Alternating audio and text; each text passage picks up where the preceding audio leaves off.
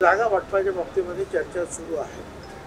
त्याची पूर्वतयारी म्हणून ही सगळी जी आहे अगोदरपासून आमचा अभ्यास सुरूच होता पक्षाचा, पण आणखी पुन्हा एकदा सर्व कार्यकर्त्यांना विश्वासात घेण्याचं काम आम्ही केलेलं आहे.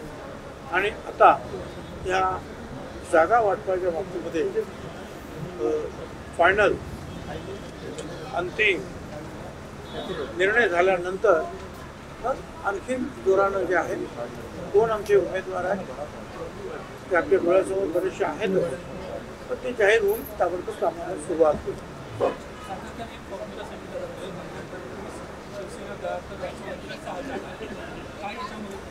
तर हे आता तुमच्या फॉर्म्युले आहे.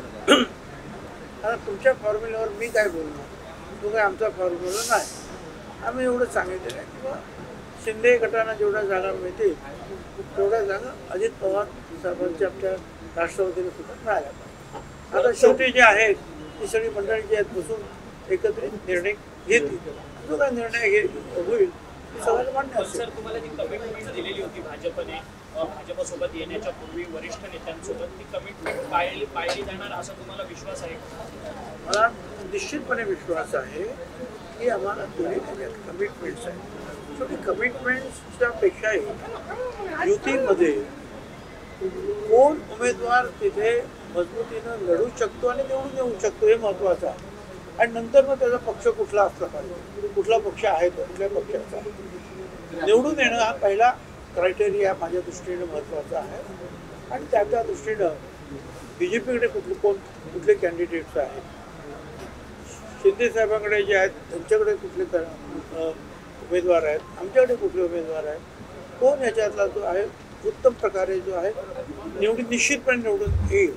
आणि प्रधानमंत्री मोदी साहेबांचं स्वप्न जे आहे या म्हणजे 400 के पार देशामध्ये, परंतु महाराष्ट्रामध्ये सुद्धा 45पेक्षा जास्त आम्ही कशाने जिंकून येऊ यासाठी प्रयत्न सुरू आहे. कालपासून अमित शहा साहेब सुद्धा या चर्चेमध्ये आहेत आणि त्यांच्या मार्गदर्शनाखाली हा सगळा निर्णय जो आहे मला असं वाटतं फार लवकरच होईल. या युतीमध्ये भाजप हा सगळ्यात मोठा पक्ष आहे आणि तो अन्य इतर दोन्ही घटक पक्षांवरती अन्याय करतो असं वाटत नाही का? ज्या पद्धतीने मला अजिबात असं काही वाटत नाही. हे तर स्वाभाविक आहे की भाजप सर्वात मोठा पक्ष आहेच, तो फक्त युतीमध्ये आहे अशाचं का नाही. युती आणि आघाडी सर्व पक्ष जर एकत्रित जरी केले तरी भाजप जो आहे सर्वात मोठा पक्ष आहे. सर्वात जास्त आमदार त्यांचे आहे, सर्वात जास्त खासदार सुद्धा त्यांचे आहेत. त्यामुळे साहजिकच जो आहे जास्त मेजर शेअर जो आहे मोठा वाटा जो आहे हा भाजपांच्याच पदरात पडणार आहे. ते स्वाभाविक आहे. परंतु शिंदेला जेवढ्या जागा मिळाल्या तेवढ्याच राष्ट्रवादीला मिळावा ही कमिटमेंट भाजप पाळणार का? त्यांचे शीर्षत्व असं आहे चर्चा सुरू आहे आणि याच्यामध्ये लवकरच सामोपचाराने निर्णय घेतले. परंतु